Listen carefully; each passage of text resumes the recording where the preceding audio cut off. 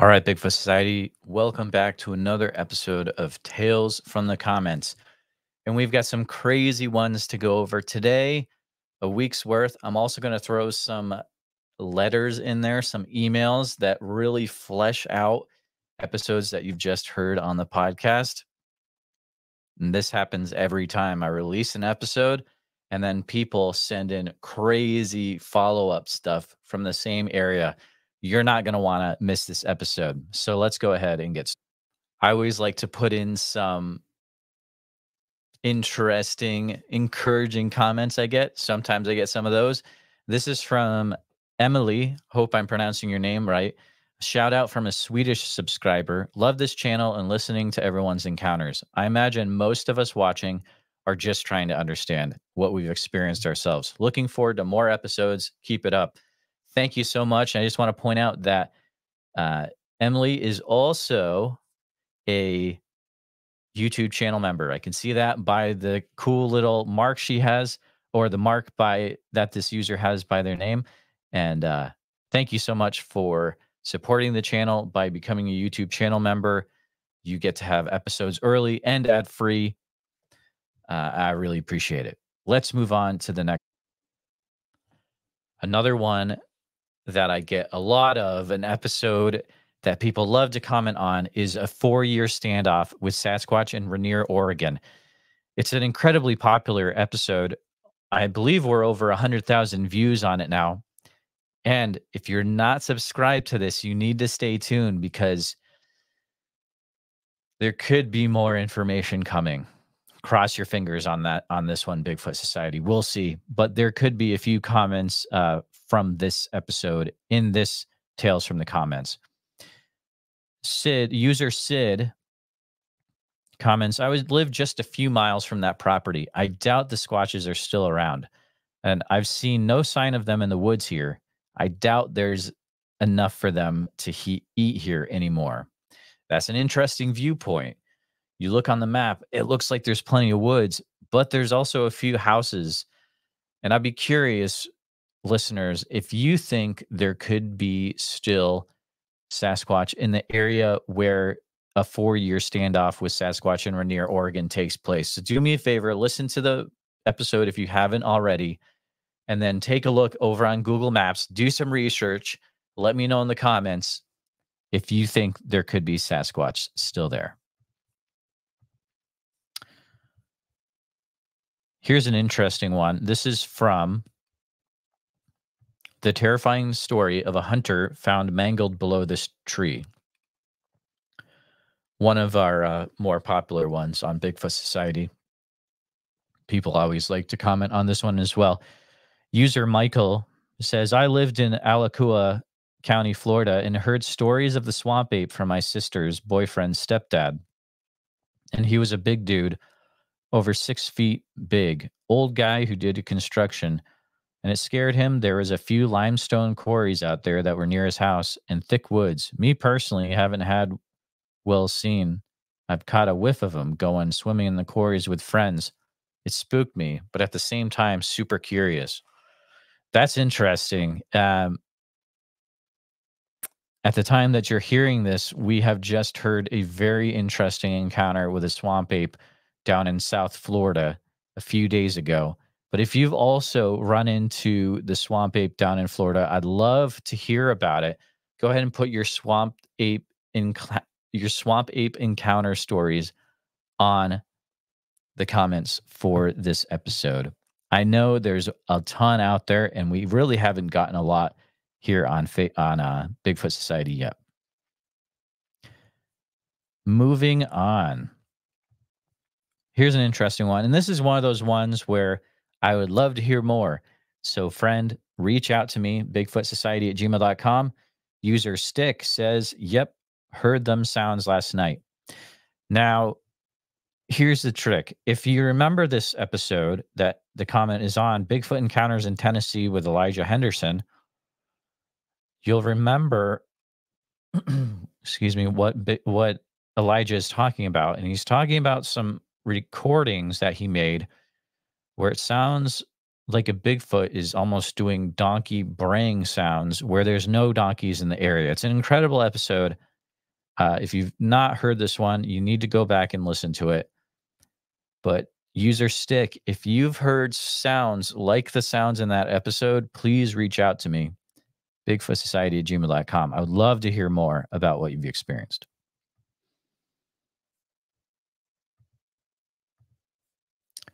We've got a long one coming up here. And this is from the last Hidden Bigfoot Tales from the YouTube comments, number 1. Let me make this a little bit bigger so I can read it. Here we go. User Hensley's writes, I heard about an incident from somewhere down near the Big South Fork National Park, Kentucky side of the BSF. Short version, this guy went hunting down there. I guess he sat out down there somewhere about all day and did some scouting around, but he finally headed back to his pickup, and while at his truck, standing beside it, he had looked up on a cliff, on top of the cliff, and he saw, well, this is what the professionals gathered anyways. He saw Bigfoot standing at the top of this cliff, looking his way. Well, I guess the guy started to get in his truck and leave, but then he got the bright idea to take a shot at the Bigfoot.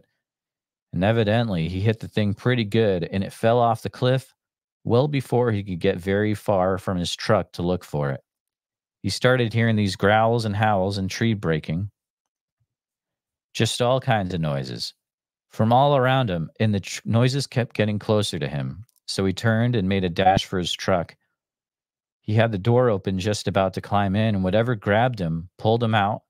But whenever what was finished with him, they folded his legs back on him and put him back in his truck. The heels of both feet were touching the back of his head.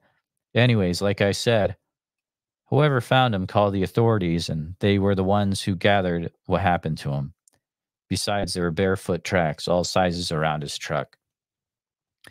Now, that's a pretty intense story. If anyone has more information about that, if you've heard it on another program, or you know about the actual tale, you heard the person who originally told it, or maybe you saw it in a newspaper, would love to hear more. This is a pretty intense story.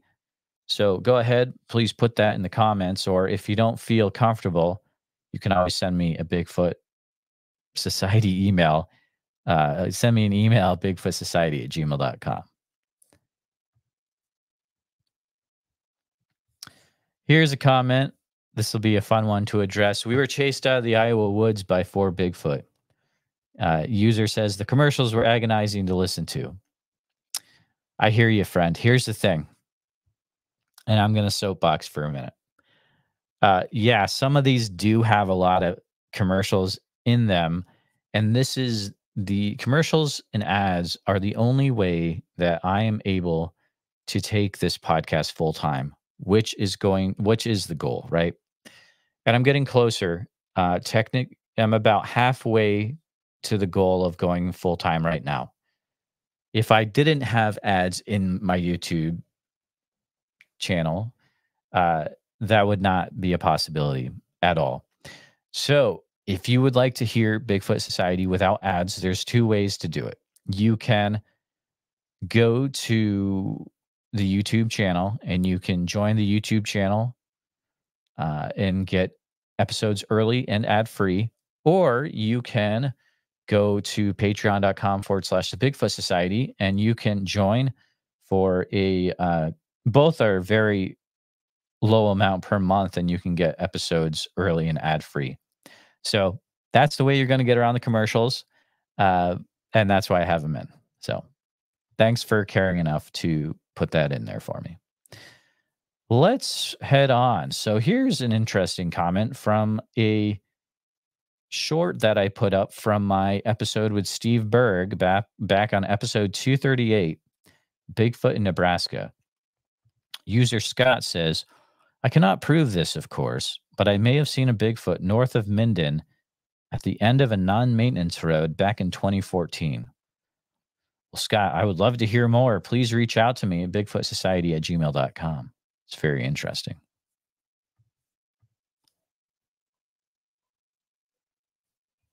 And here's a fun one. We've got user Mark is putting a comment on.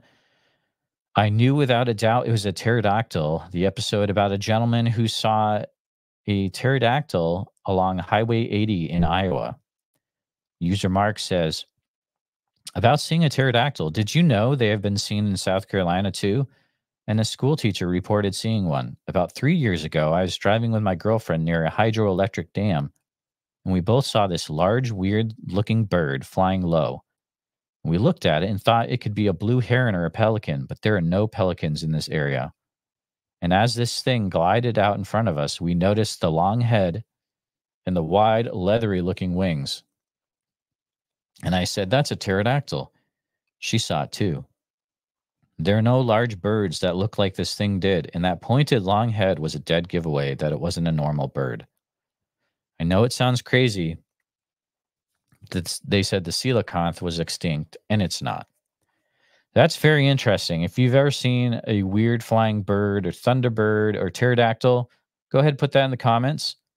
I would love to hear about your sighting. We always have a few of those come up in Iowa, and it seems to be a Midwest thing, but as you can see here, kind of pops up in different places as well.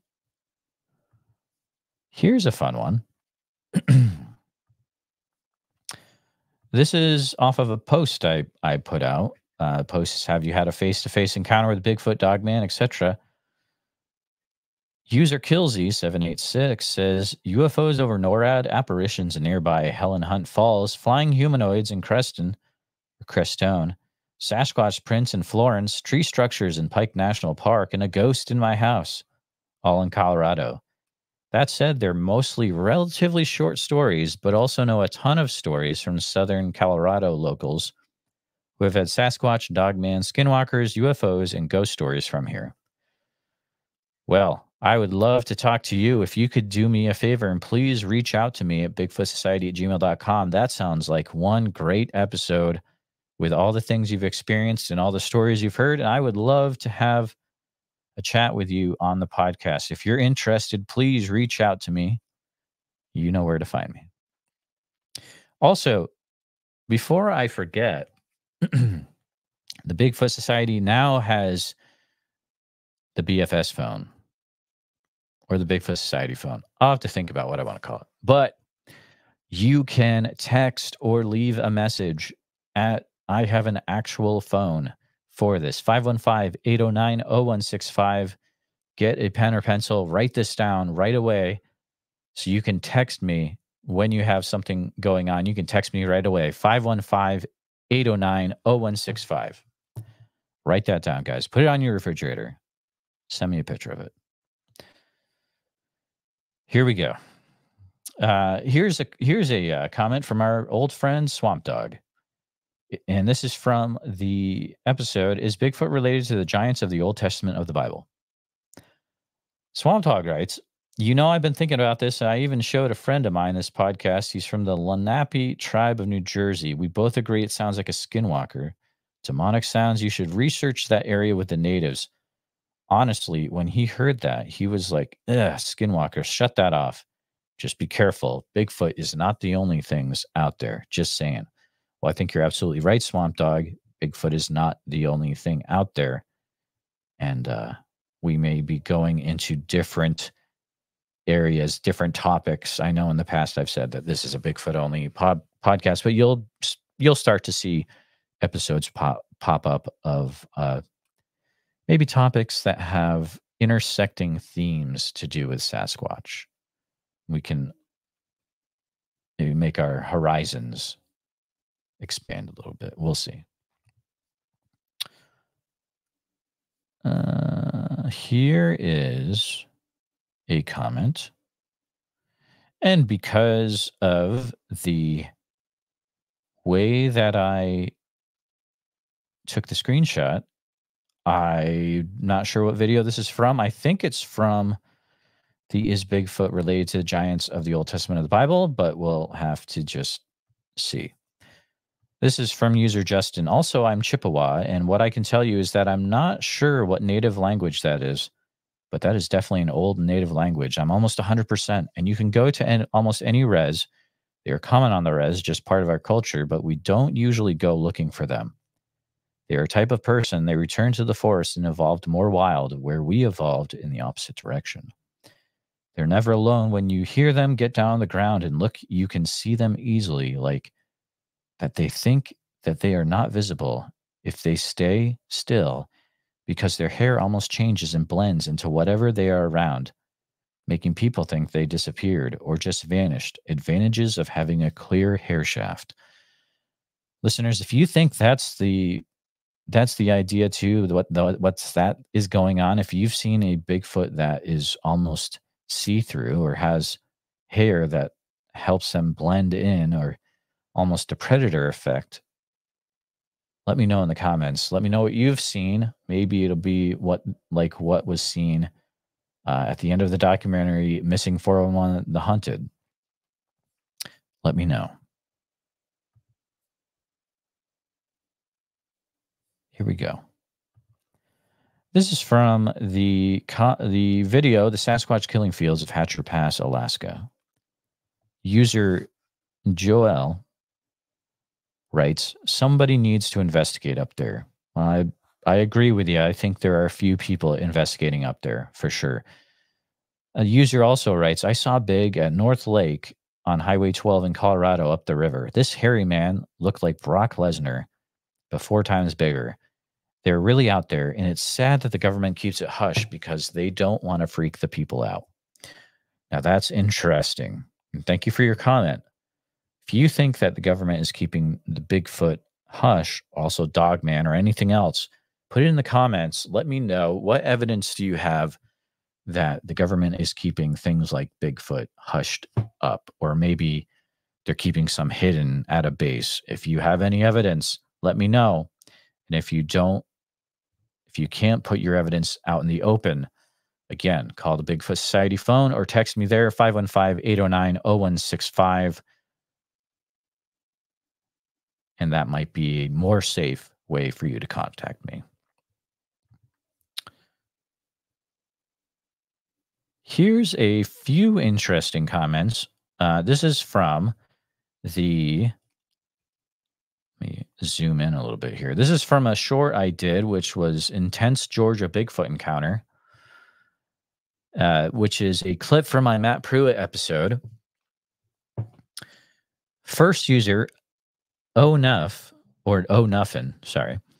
User writes, been in the area 60 years. They are here. So many sightings in the area. Clayton, Georgia. White giant seen by hundreds of people, including myself. So I immediately have questions. Commenter, if you would contact me, please, bigfootsociety@gmail.com, or you can text or call the Bigfoot Society phone, 515-809-0165.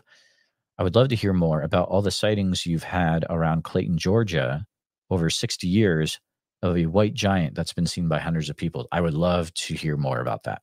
So please contact me. Also, user Eric says, I've had an encounter with a huge white one here in Pennsylvania too. Crazy thing is my dad saw it, or one just like it, 35 years ago on the same ridge where I saw my white one. Well, that is incredible. User Eric, please reach out to me, Bigfoot Society. I mean, you know the drill. I'm going to say that about 20 times in this episode. So you know how to contact me, email or Bigfoot Society phone, whichever you're more comfortable with.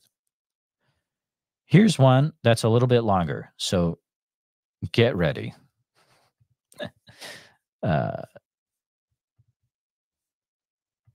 Holy mackerel. Yeah, this is a long one, guys. Okay, here we go. You can notice that my phone is at 1% on the screenshot. That's fun. This is from Hidden Bigfoot Tales from the YouTube comments. Number 1 from user Slide. This is an experience I had as a 17-year-old teen, and I hadn't thought about this again for over 45 years until I started watching channels like yours recently. I've told maybe 2 other people. 1975, Whistler Mountain, BC, British Columbia. I used to go to a ski camp every July because up on the glacier, there's no lack of snow. The camp was hosted by some very famous ski celebrities at the time. It was a lot of fun. This was my last full day. I'm going to skip some parts in this. If you want to read the whole thing, you can just read the video. I thought I'd go up to the spot with some friends and finish it off. I really don't want to make any algorithms go off, guys. However, one was MIA, and the other wanted to do the trampoline workouts after lunch. So more for me, I figured, and I set out. The spot was shown to me by an older student the year previous.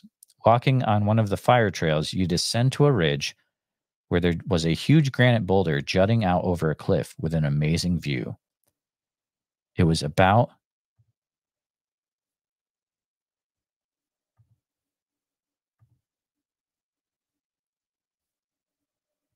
a 40-minute walk through some beautiful forest and changing tree lines. I made it to the spot, sat and finished off my activity, taking in the amazing view. Oh, I didn't mention we were not supposed to be off the campgrounds, especially out here. It began to get late, and I had to make sure I was back in plenty of time for dinner, which was 5 to 6 p.m. I started my descent, head in the clouds, literally. I wasn't paying attention. Dumb. As I rounded a corner, I came upon two brown bear cubs. The fire trail was wide enough for a truck. Had I been attentive, I probably would have noticed them on the windy trail. My heart went into my throat. I wasn't even 20 feet away from them, and I didn't see Mama. I panicked and ran like the wind back up the trail. I sat on the boulder and tried to gather myself and tried to decide what to do. There was a small deer trail that I knew wound its way back to the main road below where I saw the bears, but that would add a good 20 minutes to the walk. And I was afraid by getting found absent by one of the counselors that always made rounds before dinner. But I was too afraid to go back the same way, so I set out. I'd taken this trail a few times previously with friends, but this wasn't nearly as familiar. I took off as fast as I could down the steep trail. And after about 10 minutes, still freaked out, I had another chill. It was dead quiet. When did that happen? I stood still, thinking it was all in my head, but it was painfully obvious. The constant buzz of the woods was gone. Then my second realization, this looked wrong. Did I take a wrong turn in my panic? There's only one trail, isn't there? And it was strangely dark. Yes, down under all these trees isn't particularly light, but this was just weird. Okay, it's the paranoia, I told myself. Plus, I had bears on the brain. I kept walking, hoping things would look normal, but even the vegetation seemed off. Suddenly, I heard a whistle.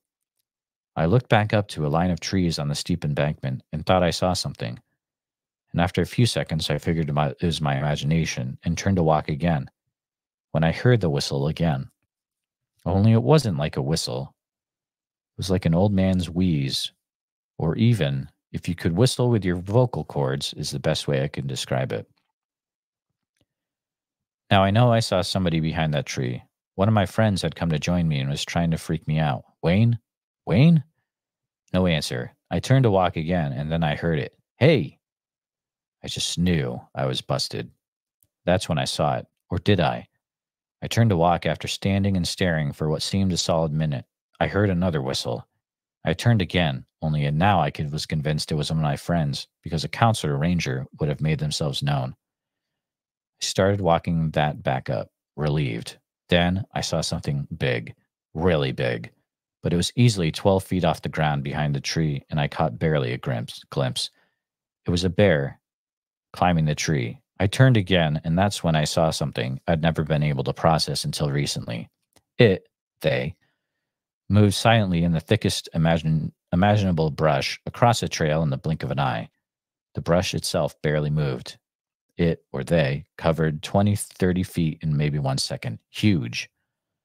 One was blonde brown, the other dark brown.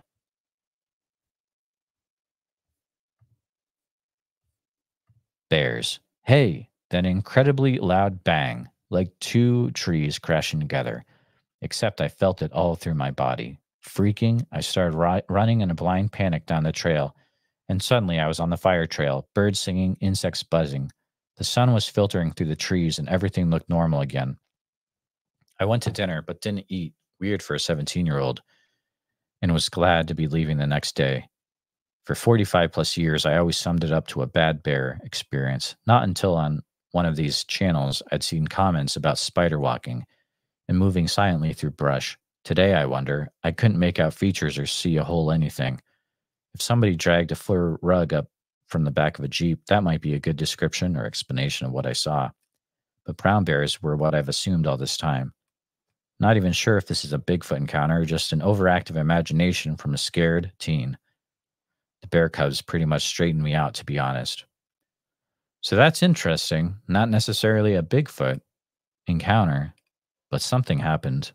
Let me know what you think happened in the comments, and we'll see if more people think that it was a bear or more people think it was a Bigfoot. Here's a comment from a recent episode, the Skinwalker Ranch in Minnesota. The one I want to read is, they're both interesting. Valicia, though, I'd love to come spend the night in a tent on Randy's land. I live in Black Duck, too. I've heard the wood knocks and heard their howl, yell, scream. Definitely have Randy back for some more stories. I believe we'll be hearing more from Felicia later. So stay tuned in this episode.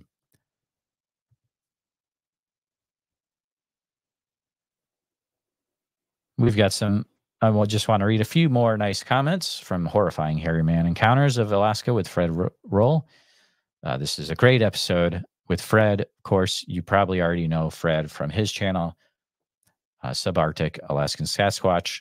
This is a great channel you all should be subscribed to if you're subscribed to Bigfoot Society. But he has some amazing encounters.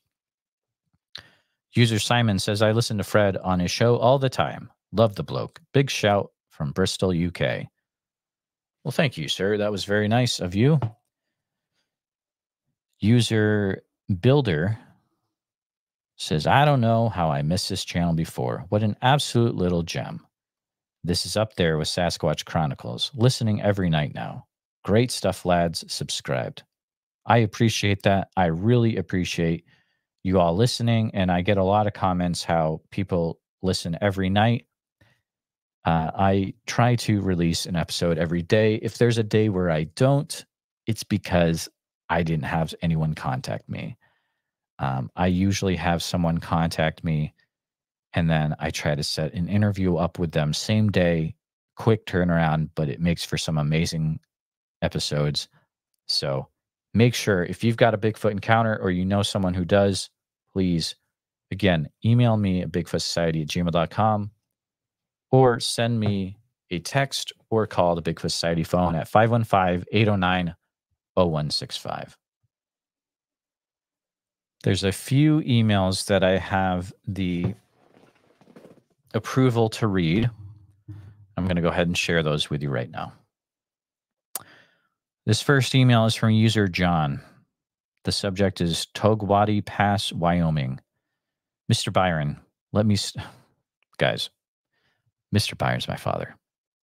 Just kidding, but I've always wanted to say that. You can call me Mr. Byron if you want, but, Jeremiah works too. Sorry. Let me start over. Mr. Byron, let me start by saying I've never seen a Bigfoot. I've shared the following events with some. The only person who actually perked up when I told him was a friend who had been a state firefighter. In 1987, I was newly married and bagging groceries at Albertsons in the Upper Snake River Valley. My wife was in an RN program at a small junior college, and I was bored, I think. So when a fellow asked me to cut firewood with him very near Togwadi Pass in Wyoming, I was on my way. As far as wood cutting, I was not good, but I stuck with it. I started at the end of July, if I recall, and already you could feel the summer slipping away at about 9,000 feet. We were south of the pass, but we could hear the rigs shifting as they started to downgrade.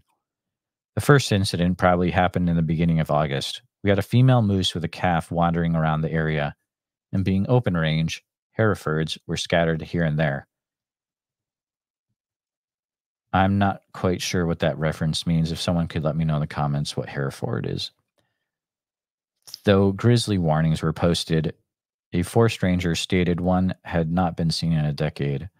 There were no black bear either. We were slobs. Bear aware was a suggestion. We had trash scattered everywhere. There were four of us: the boss, myself, a ski bum who worked all summer and skied all winter. Then there was this fellow I will call Pete. Pete was supposedly from Chicago. He also struggled with some issues.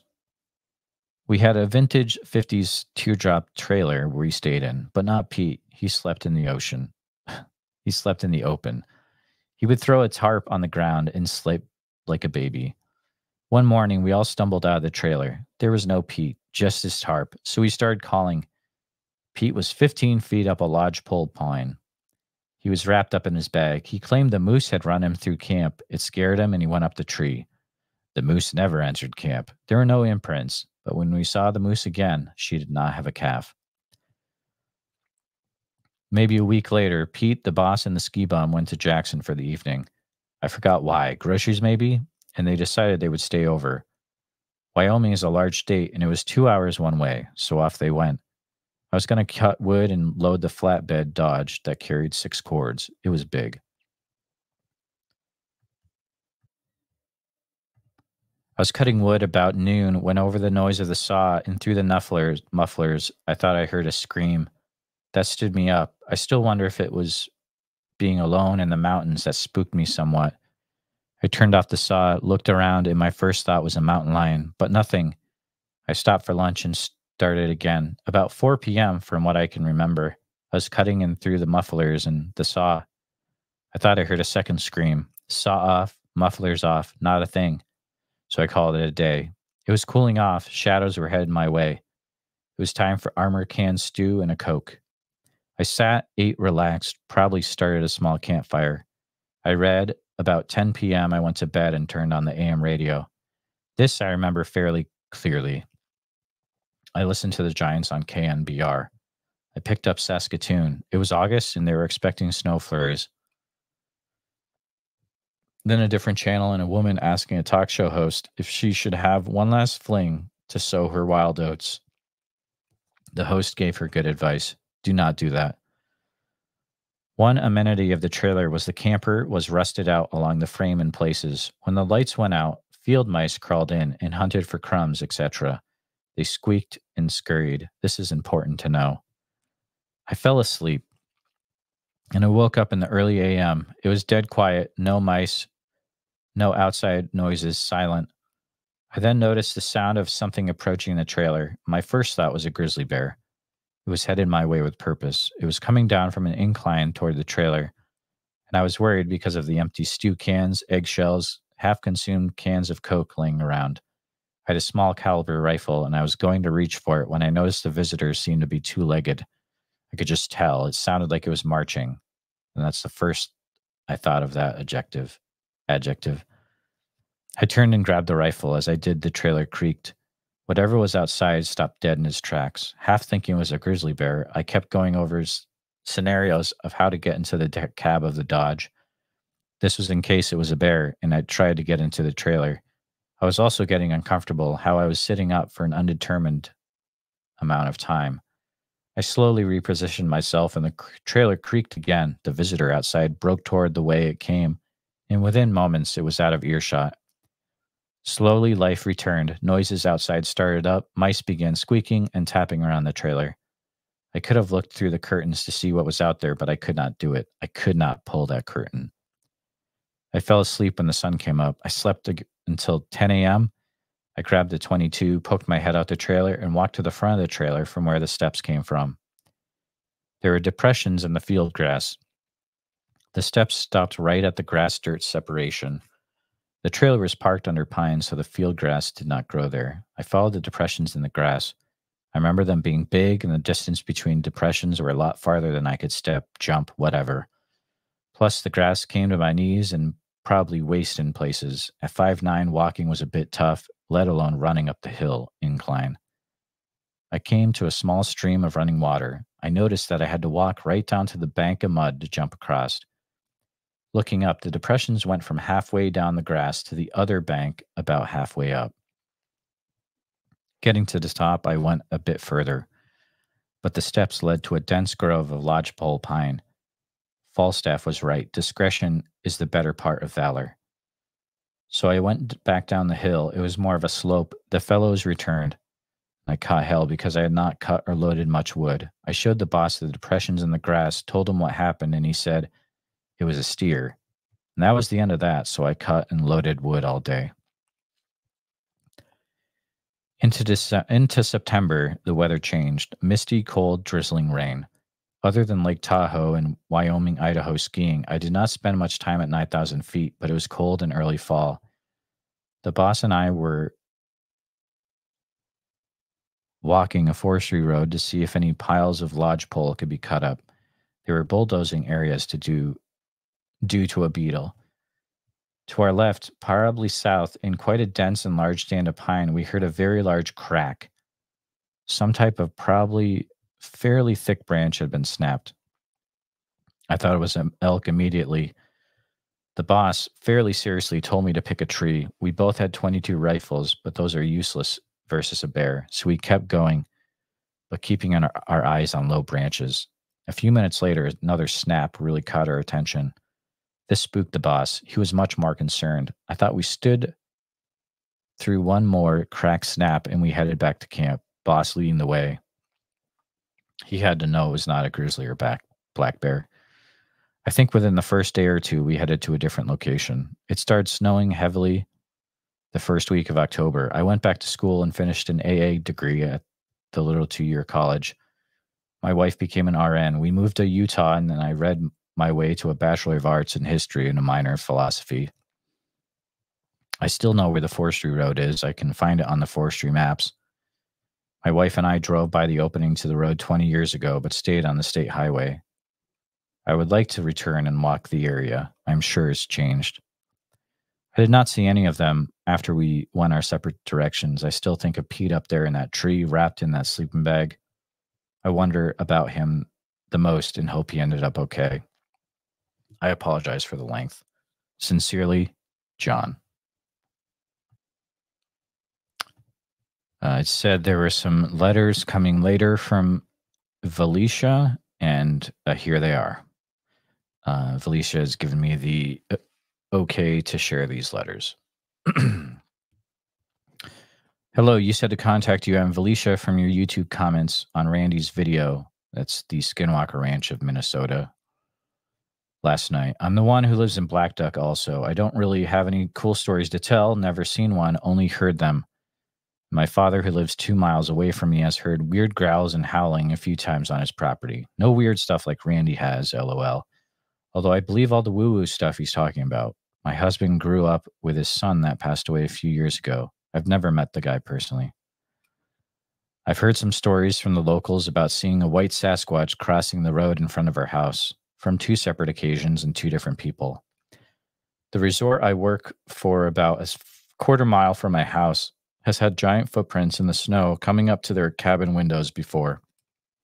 I wish I could see one myself, but they haven't shown themselves to me yet. I was outside early this morning and heard what sounded like 5 footsteps coming up near the house in the woods.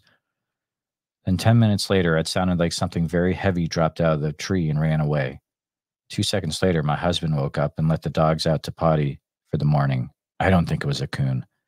We live in the Chippewa National Forest, like 17 miles from Randy. Black Duck is a big area.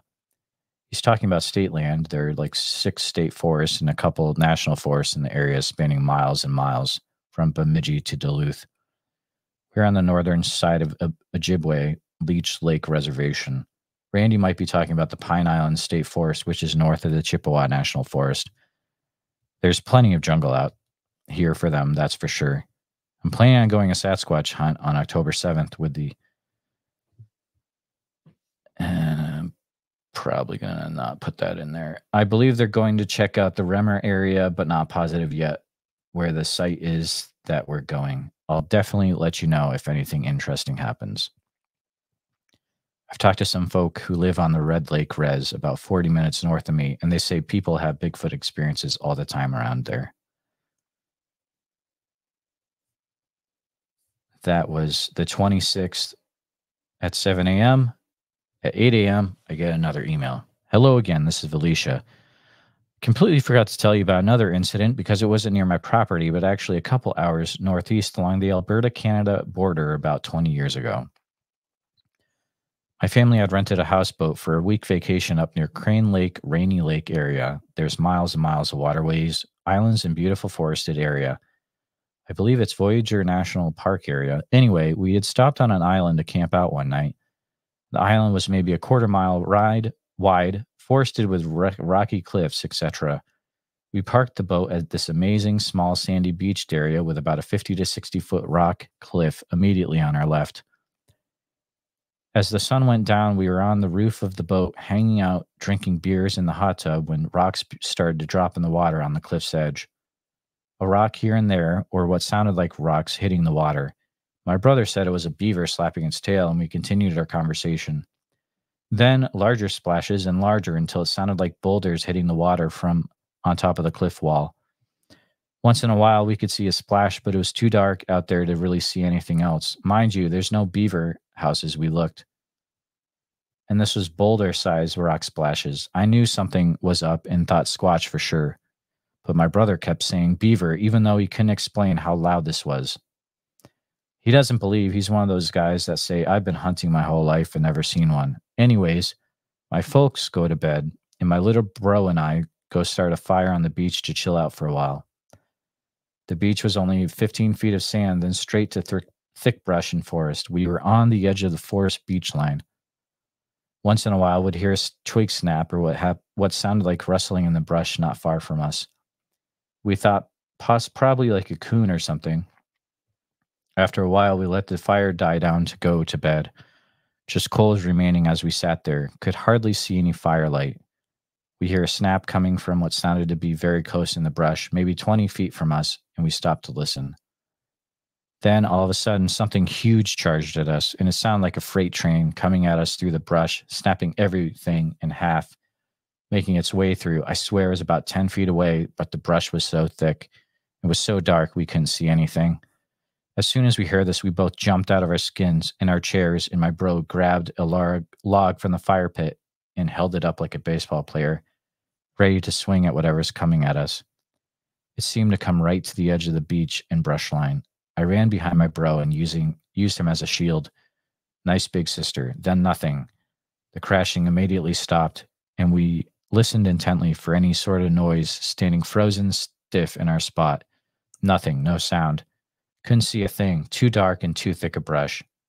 Couldn't hear a thing either. It stopped. After a moment or so, we gathered our composure and decided it was time to go inside the houseboat for bed. Kicked out the coals and watched the brush line with one eye while we walked to the boat. I heard nothing the rest of the night. My bro was sleeping right by the front door of the boat and told me later he was so afraid something was going to come out of the woods and get him while he slept. I spent 3 days with him on their vacation, and a few other weird things happened up there. I saw a giant, and I mean the size of a Cessna airplane, bird or eagle, fly up from the water's edge and over the tree line. I immediately asked my brother if he saw it.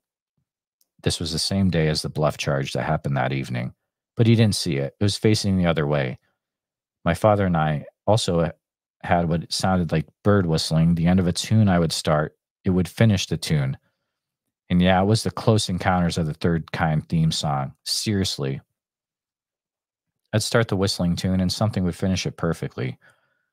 My dad was blown away and mesmerized by this incident, but I've had woo-woo stuff happening a lot in my life and was not surprised by anything anymore. I also got dropped off on another small rocky island to fish by myself for a while. I took some photos of the sun going down and the clouds on the other side of the horizon as the colors were fantastic. And when I reviewed my photos, there were balls of light in the sky clouds that weren't there with my own eyes looking. I'm not talking lens flares either. I showed my folks the pictures when they picked me up on the island, and a couple minutes later, my SD card was totally corrupted and I lost every single photo I'd taken. At least someone got to see the pics beside me before this happened. Coincidence? I've learned there's no coincidences in life. There's just a term people use to explain to themselves synchronicities they experience. If you pay attention close enough, the universe shows you everything. Anyways, that's my best memory of high strangeness out there. The bluff charge, I call it. My brother still won't admit what it was, but I know. He was about to poop his pants that night, as was I. That was almost 20 years ago, and I've learned a lot more about Sasquatch since then. I'd love to go back there to camp out again, but I wouldn't remember where the island was if I tried. It's just a maze out there, and it all looks the same. Can get lost easy. My bro and I are going to camp out in the forest this week or next week, a few miles from my house in the middle of nowhere on a secluded lake we found while four-wheeling one day. I'm hoping to have some kind of experience, at least hoping to have some high strangeness that my brother can't explain again. I'll let you know if something goes down. Take care, Felicia. That's a pretty wild bunch of things you had happen up there in Alberta. Thank you for sharing. Thank you for writing that in. Everyone else, if you've had things happen that you'd want to share, you're welcome to write that in to bigfootsociety@gmail.com. Or you can text or call and leave a voice message at the Bigfoot Society phone at 515-809-0165. Well, I think that's going to be a good episode for Tales from the Comments for episode number 2. Again, I appreciate every episode or every mail, email, every text, every phone call. I wake up every morning and I've got a lot of emails to go through. I appreciate all you listeners trusting me with your story.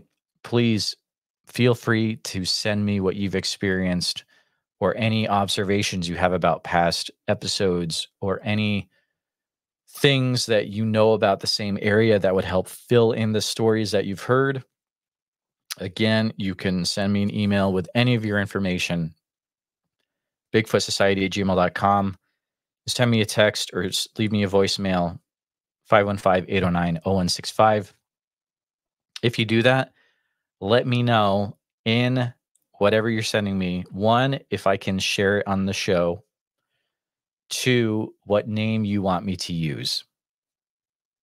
That makes things a lot easier and we don't have to play tag back and forth. And a lot of really good encounter things sent in. I never get the okay to share, and so they never get shared. So if you're going to send something in, please just give me the okay right off the bat and let me know what name you would like used with the story for me to read. You guys are all great. Thank you for listening. I appreciate you all listening every day. In Bigfoot Society, we're going to the moon. Have a good day, all.